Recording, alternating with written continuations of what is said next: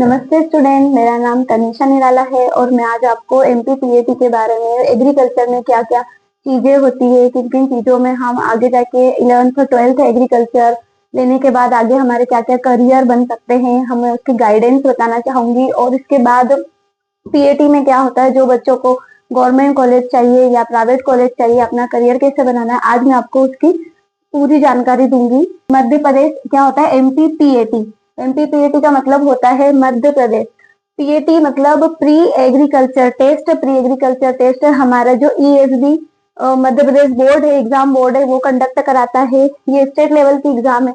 इस एग्जाम में बैठने के लिए आपको मध्य प्रदेश का स्थायी निवासी होना चाहिए। ठीक है। पीएटी में क्या होता है, पीएटी में जैसे पीएटी सभी बच्चे दे सकते हैं। पहली बात, आप अगर आपका सब्जेक्ट 12th में एग्रीकल्चर है, बायो है, एग्रीकल्चर वाले, ठीक है, बायो वाले और हो गया मैथ वाले, जितने भी बच्चे हैं ये तीनों सब्जेक्ट वाले बच्चे एग्रीकल्चर दे सकते हैं। इसमें बीएससी एग्रीकल्चर कर सकते हैं।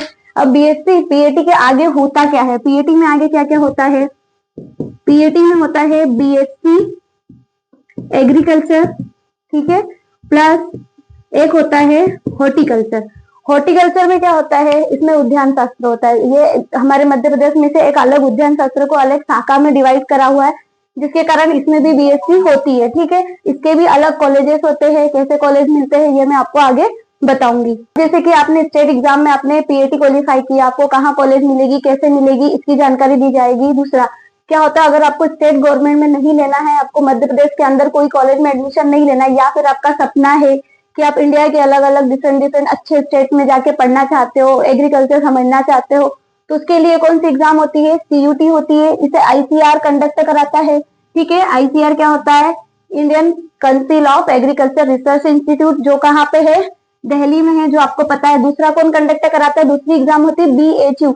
ये अपनी पर्टिकुलर यूनिवर्सिटी है, बनारस हिंदू यूनिवर्सिटी।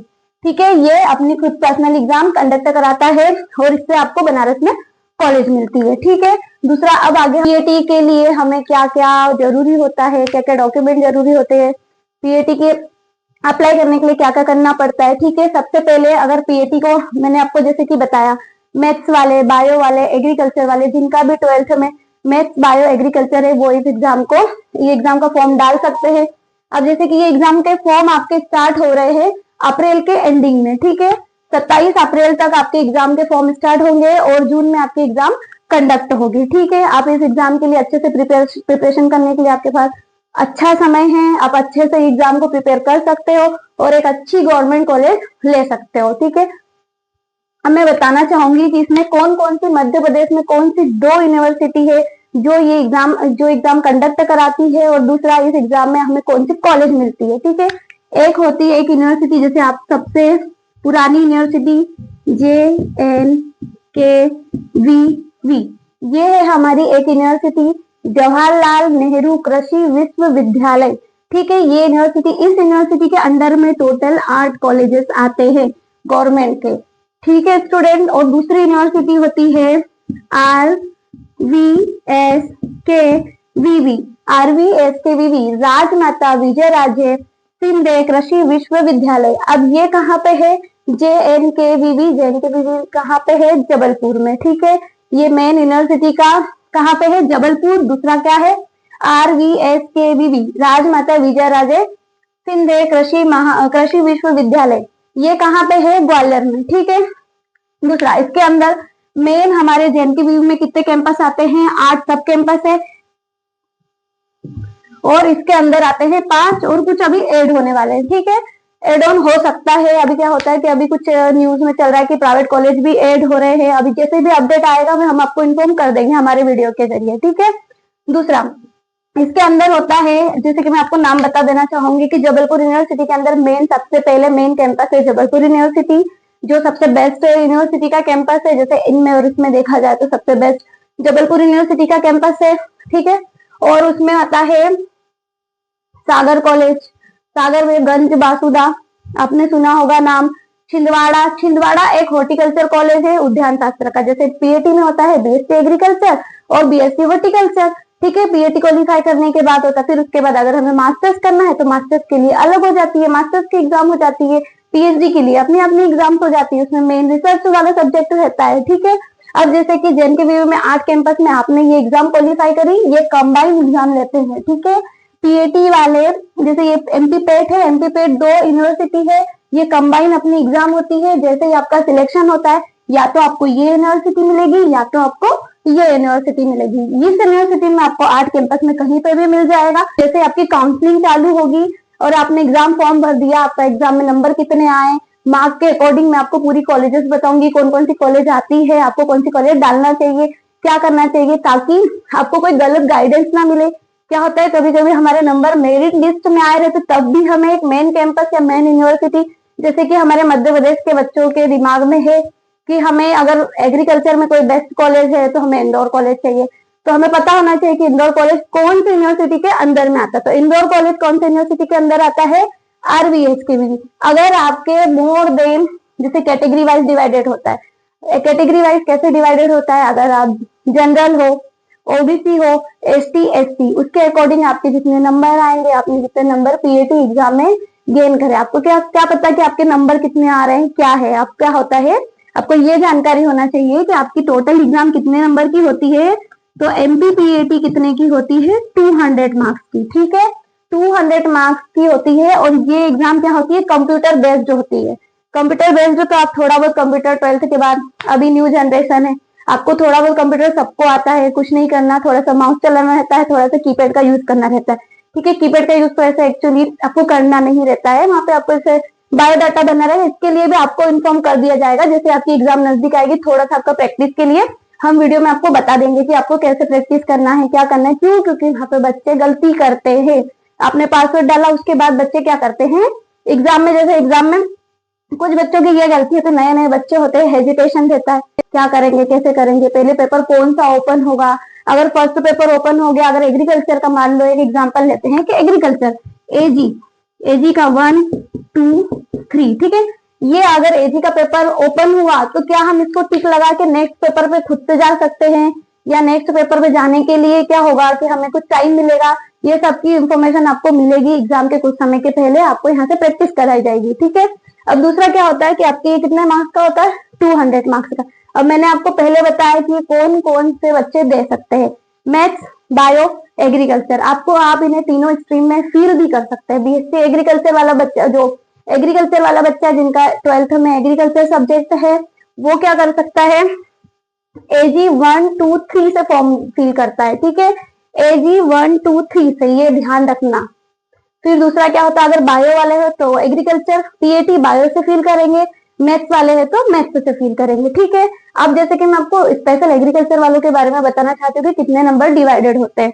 अब जैसे 200 का कौन सा होता है, एमसीक्यू, है ना, एमसीक्यू बेस्ड होता है। एमसीक्यूज का मतलब, अभी जैसे आपने एग्जाम नहीं दिए होंगे एमसीक्यूज का, तो अभी वो भी बताती हूँ आपको क्या होता है एमसीक्यूज। एमसीक्यूज का मतलब आपके पास 4 और एक क्वेश्चन पूछा जाएगा, उसके 4 ऑप्शन होंगे, example A B C D, ये 4 ऑप्शन हो गए, आपको जो भी सही लगेगा आपको एग्जाम में से टिक करना रहेगा, उसे क्या बोलते हैं, एमसीक्यू बेस्ड। आपने एग्रीकल्चर से फॉर्म डाला है, आप एग्रीकल्चर स्ट्रीम वाले हो, आपका 11th 12th में agriculture subject, particular agriculture subject रहा है, तो उसके लिए आपको क्या होता है कि 100 नंबर का एग्रीकल्चर पूछा जाता है। 100 नंबर का आपका एग्रीकल्चर का पेपर आएगा, जिसमें क्या आ जाएगा, फसल उत्पादन, ठीक है।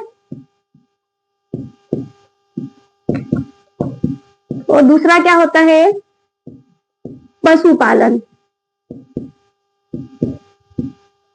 ठीक है। ये पूरा आपका एग्रीकल्चर का 100 नंबर का पेपर होगा। फिर उसके बाद ये 100 नंबर में हो जाएगा आपका पीसीएमबी। पीसीएमबी जैसे कि सभी बच्चे जानते ही होंगे, एग्रीकल्चर वाले, आपने 12th किया होगा तो आपके पास 3 सब्जेक्ट होते हैं। ऑब्वियसली पहला होता है फसल उत्पादन, पशुपालन, और क्या होता है, पीसीएमबी। पीसीएमबी मतलब फिजिक्स, केमिस्ट्री, मैथ्स, बायो। तो आपको ये फिजिक्स, केमिस्ट्री, मैथ्स, बायो को कैसे डिवाइड किया रहता है आपको ये भी बता दूं। जैसे कि ये कितना हो गया, 100। अब 100 को 4 पार्ट में डिवाइड करेंगे, तो इसमें फिजिक्स कितने का आ जाएगा, 25, मैथ्स कितने का आ जाएगा, 25, और बायो कितने का आ जाएगा, 25, देन केमिस्ट्री कितने का आ जाएगा, 25, जैसे आपकी नॉर्मल 11th और 12th में डिवाइडेड होती है, इतने इतने, आपका पेपर भी तो इतने का ही बनता है ना, 25 करके। बस वैसे ही आपको एमसीक्यूज बेस्ड क्वेश्चन रहेंगे, पीसीएम भी आएगा, और क्या आ जाएगा, एग्रीकल्चर। ये बात तो हो गई एग्रीकल्चर स्टूडेंट के लिए जो एग्रीकल्चर से फॉर्म डालेंगे, ठीक है। अब हम बताएंगे कि जो मैथ्स और बायो वाले बच्चे हैं उनका एग्जाम पैटर्न कैसे होता है, उनके एग्जाम में क्वेश्चन कैसे आते हैं, देखिए। अब इसके बाद ये भी एमसीक्यूज बेस्ड होगा, ठीक है। दूसरा 100 नंबर का इसमें इनका मेन सब्जेक्ट पूछा जाएगा। मेन सब्जेक्ट अगर आपने मैथ्स से फॉर्म डाला है तो 100 मार्क्स का मैथ्स पूछा जाएगा, और अगर आपने बायो से फॉर्म डाला बायो पूछा जाएगा। बाकी के जो 100 नंबर है वो आपके मेन जैसे फिजिक्स केमिस्ट्री से डिवाइडेड रहेंगे। 50 नंबर का फिजिक्स पूछेंगे, 50 नंबर का केमिस्ट्री, टोटल कितने हो गए, ठीक है, 50 का फिजिक्स एंड 50 का केमिस्ट्री। बस ऐसे आपका पीएटी का एग्जाम होता है। फिर इसके बाद आपका कट ऑफ निकलता है। एग्जाम के बाद कट ऑफ निकलेगा कि कट ऑफ में क्या क्या आएगा, आपके कितने मार्क्स आए हैं, और पूरे एमपी में कितना कट ऑफ बनेगा, वो सब डिसाइड कौन करता है, आरबीएसकेवीबी, जेएनकेवीबी, ठीक है। अब जेएनकेवीबी में जो फिर उसके बाद आपकी काउंसलिंग होगी, काउंसलिंग की भी डेट होती है, वो डेट आएगी, फिर आप आपके फॉर्म फिल करेंगे, काउंसलिंग होगी। काउंसलिंग में आपको कौन सी कॉलेज, आपकी पसंदीदा कॉलेज कौन सी है, आपको कौन सी कॉलेज लेना है, वो सब चीजें मैं आपको बताऊंगी। अगर आपको नॉलेज नहीं है, अगर आपको नॉलेज है तो बहुत अच्छी बात है, क्योंकि एक अगर आप पीएटी एग्जाम दे रहे हो तो आपको इन्फॉर्मेशन तो होना चाहिए इस चीज की, ठीक है। तो ये टोटल हमारी एग्रीकल्चर में, अगर आपको बीएससी एग्रीकल्चर करना है, बीएससी हॉर्टिकल्चर करना है, और दूसरा एक एग्रीकल्चर, अगर आप जेएनकेवीबी में जाते हो, जैसे बहुत बच्चों को मैंने, एक दो बच्चों से, मेरे जो ऑफलाइन कोचिंग के स्टूडेंट है उनको बहुत डाउट था कि दीदी फॉरेस्ट्री में क्या होता है, फॉरेस्ट्री का कॉलेज कैसे मिल जाता है, फॉरेस्ट्री में होता क्या है। तो एक तो होता है बीएससी एग्रीकल्चर,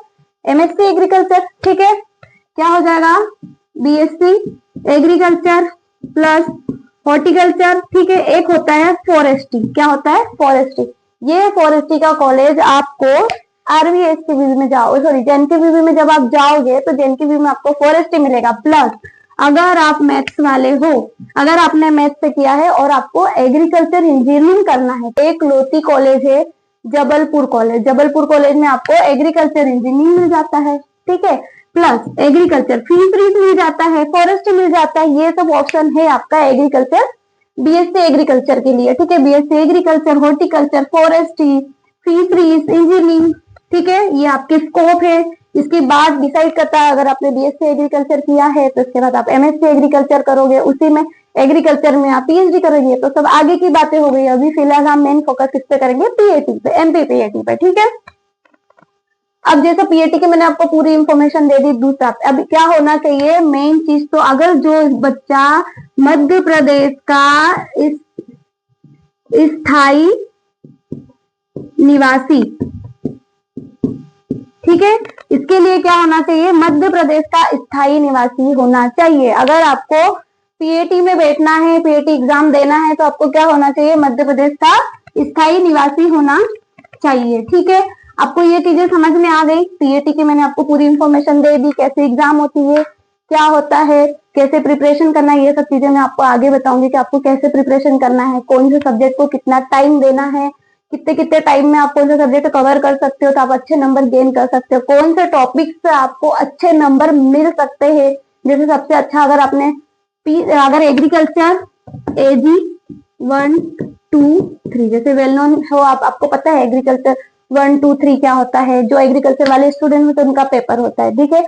तो अब जैसे कि मेन तो इसमें एग्रीकल्चर पे ही डिपेंड करता है, मैथ्स बायो वालों को तो 11th 12th का सिलेबस पूछा जाता है, ठीक है। पर यहाँ पे आपको एग्रीकल्चर पढ़ाया जाएगा, फसल उत्पादन, पशुपालन और पीसीएम भी, ठीक है। अब इसमें आपको ये बताया जाएगा कौन कौन से टॉपिक इंपॉर्टेंट है। जैसे फसल उत्पादन में सबसे ज्यादा क्या होता है, 4 से 5 नंबर के बॉटनिकल नेम आ जाते हैं फसलों के, जो आपने 11th 12th में पढ़े होंगे, गेहूं, मक्का, धान, राई, सरसों, जो भी है इनके बॉटनिकल नेम, इनकी फैमिली, इनके कुल, इनके क्रोमोसोम नंबर। क्रोमोसोम नंबर आप जानते हो क्रोमोसोम नंबर क्या होता है, अभी बहुत सारे एग्रीकल्चर के बच्चे नहीं जानते। क्रोमोसोम नंबर होता है गुणसूत्र। गुणसूत्र क्या होता है, गुणसूत्र का मतलब होता है कि आपके अंदर जेनेटिकली कितने गुणसूत्र होते हैं, ठीक है। तो गुणसूत्र आपको याद होना चाहिए, कौन सी फसल के कितने गुणसूत्र होता है। उत्पादन, कौन सी फसल का उत्पादन कितना होता है, बीज दर, ये सब हमारे पीएटी के लिए सबसे महत्वपूर्ण टॉपिक होते हैं। पीएटी में अपने फसल उत्पादन को ज्यादा समय देना है, पशुपालन को ज्यादा समय देना। क्यों? क्योंकि ये डिवाइडेड 100 नंबर का इसमें से आएगा और ये 50-50 में डिवाइडेड होता है। ठीक है, 50-50 में डिवाइडेड है।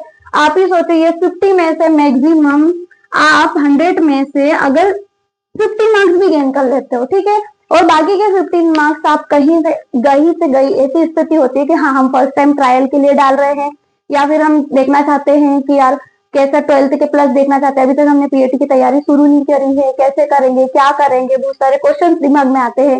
पीएटी के लिए क्या पढ़ना चाहिए समझ में नहीं आ रहा है। जैसे मेरे स्टूडेंट मेरे से पूछते हैं कि क्या पढ़ना चाहिए दीदी, पीएटी के लिए कैसे पढ़ना चाहिए, क्या 11th-12th के सब्जेक्ट आते हैं, क्या हमने 11th-12th पढ़ा वो टॉपिक आएंगे? हाँ, वो टॉपिक ही आते हैं, उसी में से ही पीएटी बनता है, पर थोड़ा सा डीपली जाना पड़ता है। जैसे कि आपने ज्यादा बॉटनिकल नेम नहीं याद करे, मैक्सिमम आपके सब्जेक्ट में 11th और 12th में कितने हैं, 20-20, तो 20-20 से काम नहीं चलेगा ना, आपको कम से कम 100 से 150 प्लस नाम आपको याद होना चाहिए, तब जाके यहाँ पे आपके 10 नंबर बनते हैं। ठीक है, फिर उनके बाद फसलों का परिवार, ये सब आपको इन्फॉर्मेशन होना चाहिए।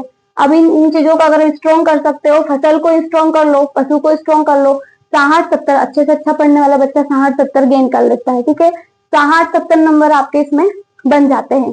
फिर क्या होता है कि 25-25 नंबर का इतना ज्यादा टफ, हमारा पीसीएम भी इतना टफ नहीं पूछा जाता है पीएटी में।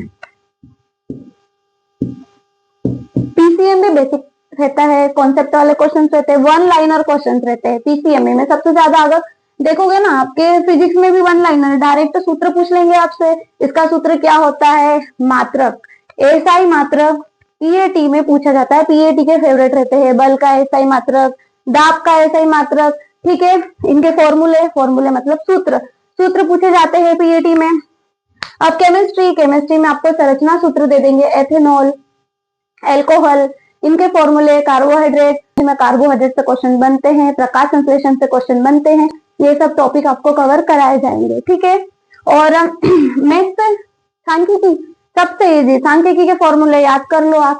ठीक है, क्या होता है उनके फॉर्मूले, इसकी माध्यिका क्या होती है, माध्य, माध्यिका, बहुलक, इनसे क्वेश्चन बनते हैं आपके। इजी एक नंबर, इसमें से तीनों में से एक नंबर। इसकी माध्यिका निकालिए, 2 संख्याओं की माध्यिका निकाले, इन संख्याओं में आपको श्रेणी दे देंगे, श्रेणियां आएगी, श्रेणी से नॉर्मल से क्वेश्चन।